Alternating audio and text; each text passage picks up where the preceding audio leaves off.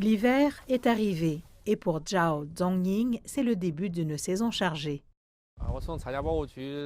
Je travaille comme observateur d'oiseaux depuis 15 ans. Chaque hiver, mes collègues et moi veillons sur les oiseaux migrateurs en cas de mort accidentelle ou de chasse illégale. Je suis généralement l'horaire quotidien des oiseaux. Je commence à travailler dès le lever du soleil et je rentre chez moi lorsqu'il se couche. L'amour de la nature me fait avancer. J'aime tous les oiseaux, ce sont des créatures sauvages. Pour mieux comprendre la routine quotidienne de ces oiseaux, Zhao Zongying précise qu'il est nécessaire de connaître leurs habitudes.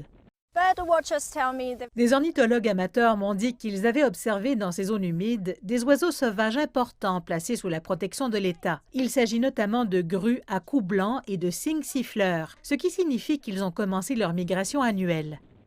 Situés dans le cours moyen et inférieur du fleuve Jaune, les zones humides de Jiangzhou sont l'une des 3 principales escales des oiseaux. De la mi-octobre à avril, un grand nombre d'oiseaux migrateurs passent leurs vacances d'hiver dans ces zones humides.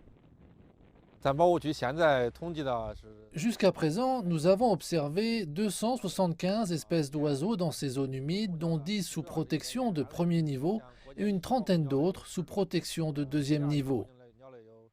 Les ancériformes sont un indicateur important de l'environnement écologique des milieux humides. Les experts pensent que la présence de plus d'oiseaux aquatiques signifie une meilleure écologie. Les observateurs d'oiseaux affirment également qu'il est important de garder une distance de sécurité pour s'assurer qu'aucun dommage ne soit causé aux oiseaux lors du processus d'observation.